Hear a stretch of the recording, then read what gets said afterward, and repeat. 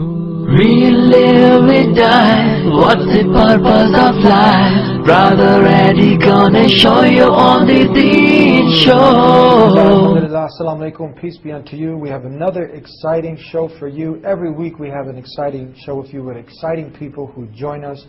This week on the Deen Show, my next guest who was with the likes, singing with, working with Run DMC, Sinead O'Connor, Alexander O'Neal, and many, many other famous songwriters and singers. But today, he's on the Deen Show, Abdul Roll, to tell us his story and his journey to Islam. We'll be right back on the Deen Show. Allah, there's only one God, and Muhammad is his messenger. Allah, la ilaha illallah. Allah, there's only one God, and Jesus was his messenger. Allah, la ilaha illallah. I don't know why I did that. Maybe it's just to break the ice. Assalamu alaikum. Wa alaikum salam. Peace be with you. To you, brother. How are you? How are you? Alhamdulillah, I'm not too bad. Thank you. Thank you for being with us here on the Deen Show. It's a pleasure to be here. Now, the time is short, and we love to give people that nice taste so they can continue coming back and they can continue to look into Islam, and we clear a lot of the misconceptions. We have a lot of scholars who come on, and we also give the people a treat, people who come from other faiths. They used to be Christian like you were, and people who have had many different experiences, and you used to be with the likes of working with Run DMC. These are like the founders or like the icons or the originators of hip-hop. Let's start from there. Tell us of your days when you were back with some of the likes of Run DMC, Sinead O'Connor. Who was it out? Well, it was, I was working for a record company back in the day, and what we did was we actually bought the rights of Alexander O'Neal's tracks. It was Fake and Criticize. Yeah. And we met him in the studio. We've done the remixes. It was a very nice, man. You know, he had some some issues, but we're not going to go into any of that. Yeah. But it was nice working with him.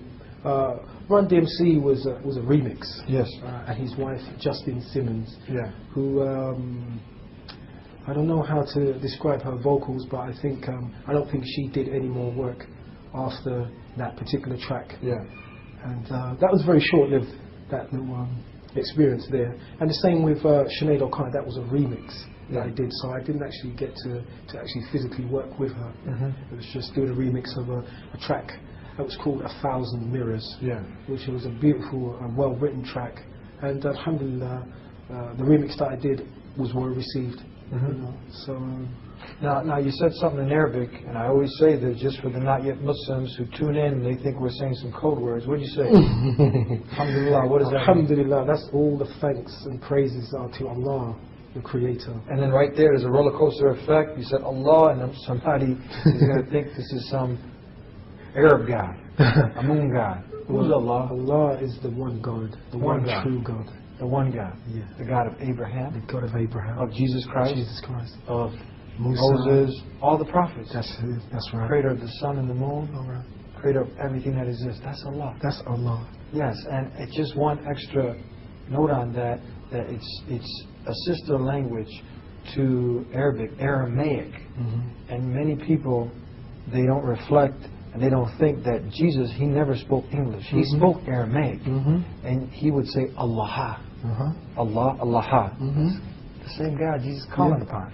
That's the one who you're praising and thanking. Thank you for clearing that up. And now you're with some of the celebrities. You were performing at concerts. Your dream is to be a star? Oh, yeah, you could call it a dream. Back then. Yeah, back then. And these are days that we call Jahiliyyah. Oh, yeah. So we want to give the people kind of just a taste of what you were living and how you came to the sweetest of things, Islam. So give us how was things going? What were you inspiring to be? Were you trying to be on MTV? Were you on MTV? What were you wanting and striving to accomplish? I was striving to be a so-called R&B superstar, if there's such a thing. I was working out of Toronto, New York, and Los Angeles. I worked with many different producers and songwriters, and did a few albums as well. Russell Simmons? Well, I didn't get to work with him. He's like a famous producer, right? Yeah, he is. Did you know him? No, not personally, no. Yeah. But I had some very good interest from one of the prominent writers and producers from Los Angeles. It goes by the name of Babyface. He's produced all of the top artists in I've America. heard of him, Babyface. Yeah. It's been a long time ago. I can't even remember his It's name. been a long time ago too, but these names, these are popular Yeah, figures. they still are today. Yeah, they still are, huh? Yeah. I was just striving to get to the top of that so-called ladder, and Why? For money? For fame? for money, for fame, But this is what I'm saying. For me, whilst I was taking that journey, I never ever felt as though I was doing something that I was totally satisfied with. There was always, how can I put this? I always felt as though I was acting. A certain part of me was always acting, never being totally real. Real so to speak. yourself? Yeah, real to myself and to others in that field. A facade. Yeah. You were putting on a show. Yeah. Mr. Showman. Yeah, Mr. Showman. But like I said, when I was on stage, I never really felt like I was being myself. Yeah. Now, at what age did you start to sing, and did you start to get involved in the music business? When I was about maybe 17, 18, I started to sing. I used to. My brother was classically trained on the piano, so I sort of used to watch him. So I kind of learned a few scales and a few chords on the piano, but I wasn't really singing until maybe I got to about 17, 18. So people told me that I had a good voice, and it started to develop from there. Uh-huh. Yeah. So you were also, from a Christian family. Did you sing also in the choir? No, I didn't actually, but I used to be an altar boy. An altar boy. Yeah. All right. Every Sunday. Yeah. So were you practicing Christianity? Was your family Christians? Were you going to the church? Yes, this is what I was doing every Sunday. At the same time?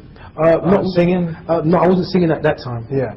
But you sing on Saturday, hang out at the church on Sunday? I used to go to church on Sunday. Yeah. I used to do my little things, play the piano every Saturday morning. Yeah. And that was more or less how that.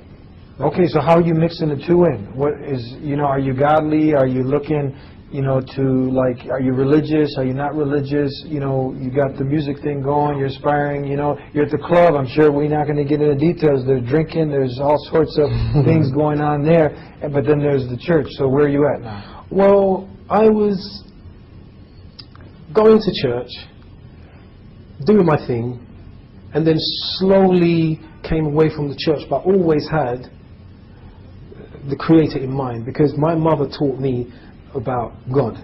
She didn't teach me about Him having any partners or nothing like that. She just taught me about God. Okay. So that's how I understood. Yeah. Okay, so you were just like most people, they're born in the family, they don't question anything, and you're just feeling like this is the right thing. Yeah. Now, at what point did you start to question? At what point did you decide, okay, you know what, I got to get a little more serious? And at what points did you start to ask the more crucial questions, like, what's the purpose of life? Well, I went through quite a bit in my lifetime where I didn't ask any of those questions. Yeah. Because I was too busy doing things that, I wanted to do for myself, and didn't, I always had, God in mind, but I still went on about doing my business and just left all that religious stuff behind. Yeah. But along the way, a couple of Muslim brothers stopped me in the street and asked me if I knew anything about the Prophet Muhammad, peace be upon him, which at that time I didn't. So was this just a random night? Yeah, going on the street? They had like a dawah table? No, it wasn't a dawah table. It was just a brother who just came up to me. I don't know why, but he just came up to me in the street and asked me. So Muslim approaches you? Yeah, just approached me in the street and asked me, it's just my brother, can I have your time? Can I speak to you for a couple of minutes? I was like, okay.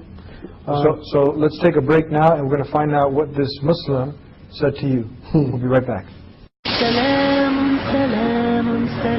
There'll always be someone that will be there to say something negative, but at the same time there'll be someone there to say something positive also. Just hold on to the rope of Allah. Everything in this universe rely and need Allah.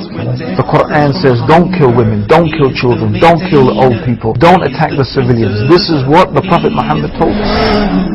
Ibn al-Qayyim rahimahullah said that the Prophet ﷺ never ever started a war against anybody. Back here on the Dean Show with Abdullah Roll, and you're talking to us about your journey to Islam, which Islam simply means to acquire peace by submitting, surrendering your entire self to the one God. Because He owns peace. You can't get it unless you get it from the one God. So that's Islam. And a Muslim is one who does Islam. So this Muslim approaches you out of the blue and he's like, what?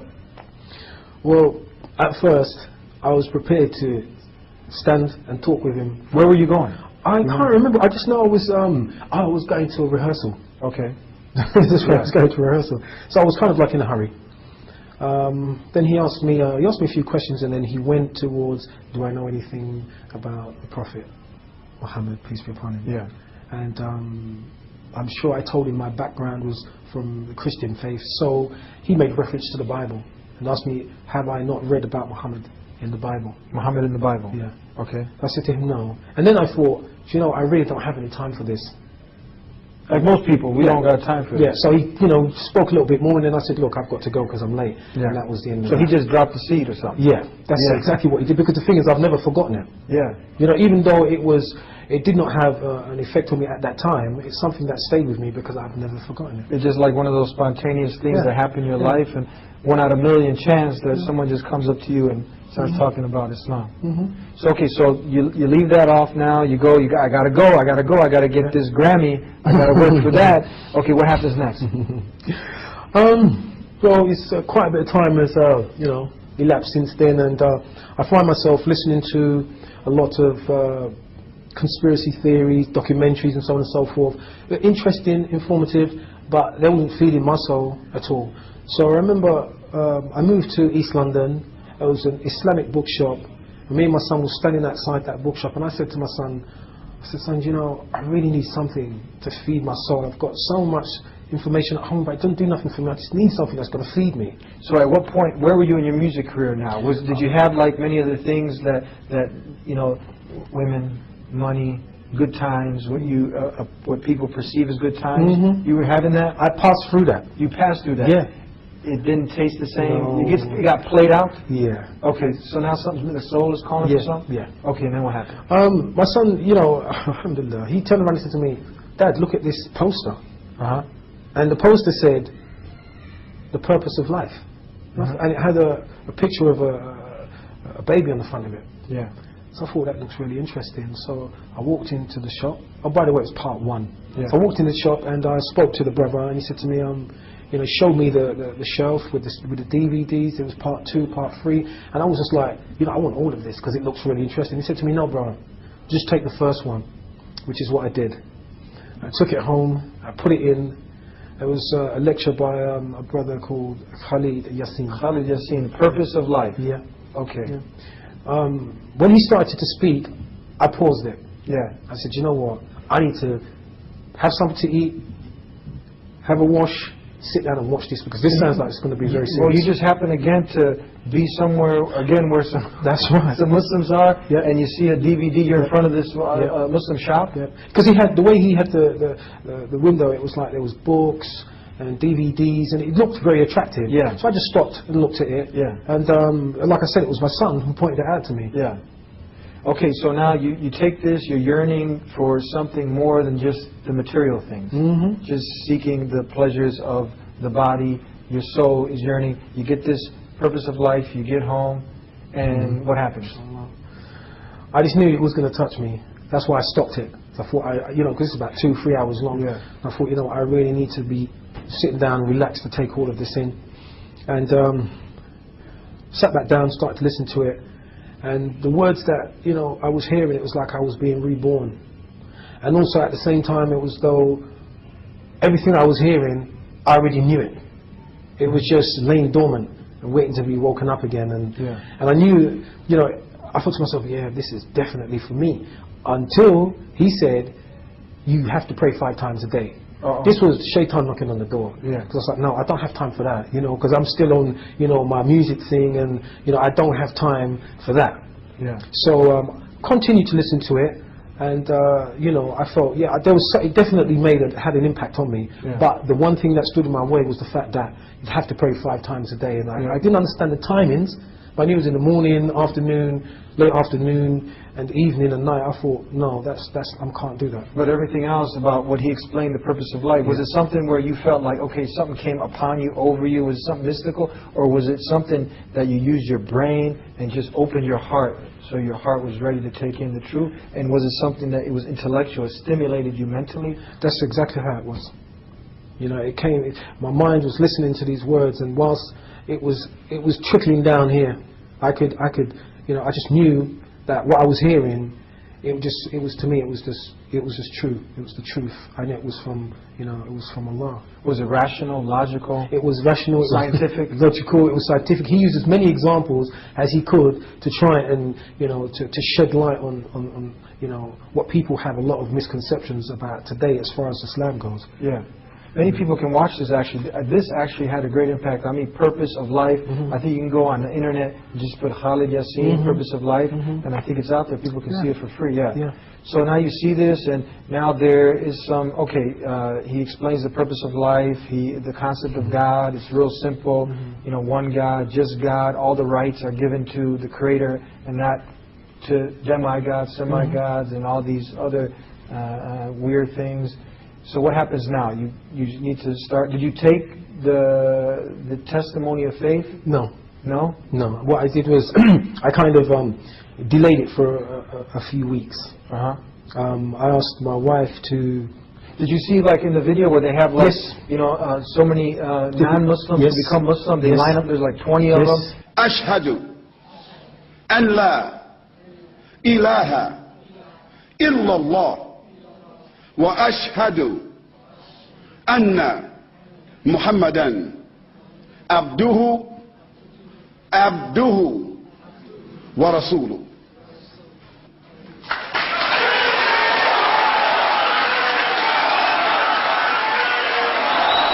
They all bear witness that there's no God but God, and Muhammad is the messenger.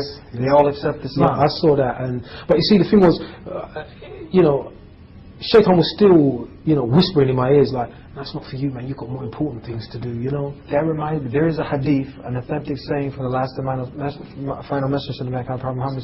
He said, when a person is about to accept Islam, the way of submitting and surrendering to the one God, Shaitan comes. He said, "Are you going to accept Islam and leave the religion of your forefathers? You know, are you going to become a Muslim?" So was this something like he was coming and some, you know, put pressure on you, you know, fear or what? Well, doubts? I have to be honest, the doubts didn't come from that side, because I already, you know, knew in my heart that Christianity was not for me in what I understood and what I was taught. What I heard as far as Islam goes, I knew it was truthful and it was the truth, but I was still battling. Yeah. Because I knew I would have to change my life. And I would have to stop certain things that I was doing and just, you know, become submissive to the religion of Allah. Yeah. So I delayed it. But my wife, I asked her, "Look, I'm so busy working in the studio, can you please go back and get me maybe part 2 or part 3? Yeah. She went back, there was none. Purpose of Life, yeah, part 2, 3. and then part 3. Yeah. But when she went back, it was all gone. Yeah. And she got me a different lecture. It was called The Signs of the Hour. Signs of the Hour, okay. Oh, but when I listened to this, that's from that French scientist that became Muslim? No, that was from Sheikh Faiz from Australia. All right. At the time, that's where he was. I sat down and watched this. This was for about 2 hours long. And in between that 2-week period, I had gone to some lectures as well. Yeah. Where I'd listened to the speakers live. So you're enticed by what's being presented about Islam. It's making sense. So because the time is short, what finally has you come to the decision, like, you know what, I need to become one who is in compliance with the Creator wants me to do. I need to become a Muslim. This is when I listened to this lecture where the brother spoke about the beast coming up from the earth. You know, having believer in your head, printed in your head, or non-believer, Judgment Day, and so on. These are the things that just finally made me realize there is no time to delay anymore. Because I delayed, like I said, for about 2 weeks. So had you really focusing on death?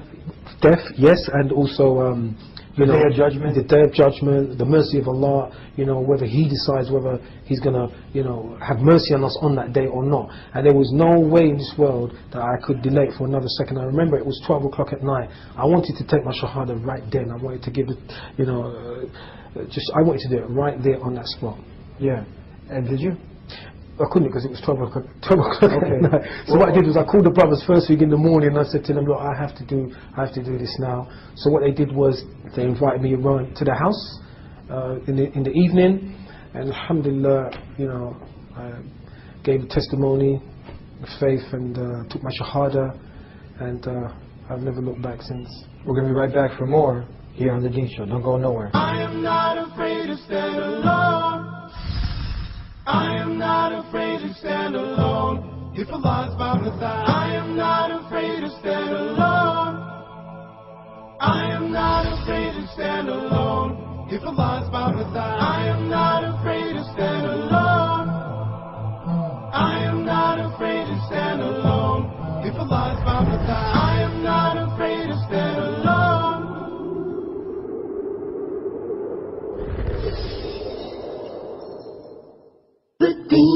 Everything. This cup is in sincere submission to the one who created it, because it's following the rules of gravity. By definition, this is how we can say that Islam has been here since the very beginning of time. Anywhere the Muslims went to, people embraced Islam in masses, countries, nations, and this is something that is amazing, never happened on the face of earth, where people saw a practical way of life, of being truthful, being honest, making sense of everything that they do. They worship and they buy and sell. Now, you became a Muslim, and we're almost out of time. Again, did you have to go through any crazy, weird rituals? Did you have to go get dipped in a pool? What did you have to do to become one that has totally consciously submitted to the one God? What did you do? I just started to read. No, what did you have to say? Oh, what did I? Oh, sorry. Yeah, Oh, okay. yeah. I'm sorry. My apologies. I'm sorry. The Shahada, because before we went to break, you said you took the right. Yeah. I had to. First, it was said in Arabic. Yeah. But when the brother translated it, I had to say that I testify that there is one God, and His messenger is Muhammad. His final messenger is Muhammad. So that there's no God worthy of worship except the one God. You said that, and then Muhammad is the messenger. Yeah. Now, many people don't know when you say that. That includes all the preceding messengers, Jesus Christ, Moses, Abraham. At their time, you would say the same Shahada, the same testimony. There's no God but God, Allah, and Jesus is the messenger at that time. But today, the last and final messenger, Prophet Muhammad, peace be upon him, we don't worship him, we don't elevate him to God or the right hand of God, but he's just a teacher, instructor, a messenger that we follow on how to get close to God. So now you agree to that. Most certainly. What about the prayer now? Well, You ready for that 5 times a day? Yeah, well, you know, that was one of the biggest battles and challenges for me, which was to actually learn the prayer so that I could offer it and perform it. It took some time. Now, implementing Islam, the prayer, the second pillar of Islam, it's like a medicine. It starts to change your life, starts to keep you away from evil. Now, just to fast forward, did you eventually start to implement it? And how did, by implementing Islam, did it develop your character? Did you start to leave off many of the evil vices? Well, the thing that for me was, I obviously learned it in English first. Yeah. And those were the most inspiring words that I heard for a very long time. And I couldn't wait to learn Arabic, to be able to offer my salah in the language that has been prescribed by Allah for us to offer our salah. Which took time, but I was in it straight away. Yeah. You know, because that's something I had to do. So how do you feel now? I feel like, you know, alhamdulillah, I could never stop. I feel I've been blessed. I feel that all Muslims who've been guided, like if you've been guided to Islam, it's a blessing from Allah, it's a mercy from Him. And you know, I couldn't, you know, one day there will not, inshallah, one day will not pass where, you know, I'd feel naked if I didn't say my prayers. I feel like something is completely missing if I didn't. You got the internal clock now. Time. It's time to pray. Come to prayer. Come to success. Drop it all. Make 5 minutes. Take 5 minutes and just pause from chasing the world. We'll get back to it. What a beautiful feeling, though, isn't it? To know that, you know, and sometimes, you know, believe it or not, I'm in the studio working today, and you know, the closer the prayer comes, is the more interesting the work's getting, the more intense, the more focused I'm getting. But when I leave it and I stop it and I say to myself, right, time to go make wudu, ablution, and get ready for prayer, that is a beautiful feeling. Allah, the Creator, has certainly blessed you because He gives the world the riches to anybody, but when He loves someone, He gives them the proper understanding of the truth. And this is a proof and a testimony to the love that Allah, He's loving us, but your heart was open. It was open and you let it in. Some people just close. They just, you know, they're not ready. You got to alleviate and get rid of and eradicate all the hatred and the enmity and this racism, and then open your heart. And you did that. This is amazing. Tell us now, you left off the music business, but you're now singing just vocal? Yeah, just vocals, no musical instruments. And like I said before, when I used to do, you know, that music performances, I always felt like I was acting, and what I said, whether it had substance or not, it wasn't enough. Yeah. And then, you know, I had a recording studio, I was going to sell it, which I did. You had your own recording studio? Yeah. What did you do? I just got to I sold my musical instruments. I got rid of quite a bit of equipment. I was left with the bare essentials. Before I was going to get rid of that, I thought, let me just do one last song in this studio for old time's sake. Yeah.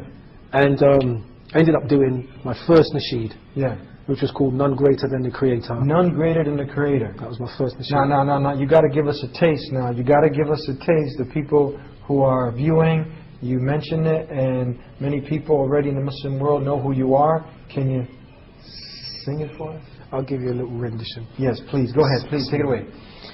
He created the universe. To Him belong the heavens and the earth. The ever-living, He is the first. He's the owner of mercy. He sent His messengers to warn His creatures of the great danger in worshiping other than Allah. There is none greater than the Creator. Allahu Akbar, Allahu Akbar. There is none greater than the Creator. Allahu Akbar, Allahu Akbar. MashaAllah, Allah willed it. Thank you very, very much. If somebody wants to pick up one of your CDs, where can they get it? Well, they can go to www.abdullahroll.com. And on that song you just heard is on the Patience album. Patience. Yeah, you can go and buy that online if you want to. Or my second album, which is called The Journey. The Journey. Yeah, there's some beautiful nasheeds on here, heartwarming, and you know, go out and support the cause. You'll see the work that I'm doing, inshallah. And this is just your voice on these? Just my voice, no musical instruments. Wow, that's amazing. Yeah. That's amazing. It's a mercy from Allah, bro. Yeah. Believe me. Thank you very much. Thank you very much. You're welcome. I'd like to thank you and for sharing your story with us. And may Allah continue to bless you and keep you striding forward all the way to Jannah, paradise. You too, brother. Ameen. Jazakallah khair. Barakallah feek, brother. Thank you, man. And these are for you, brother. These are for me? Those are for you. Oh, mashallah, mashallah. Thank you very much. You're welcome. And you've heard it here several times before, that there is none greater than the Creator. It's very simple to understand. There are so many people coming to Islam because Islam gives you peace.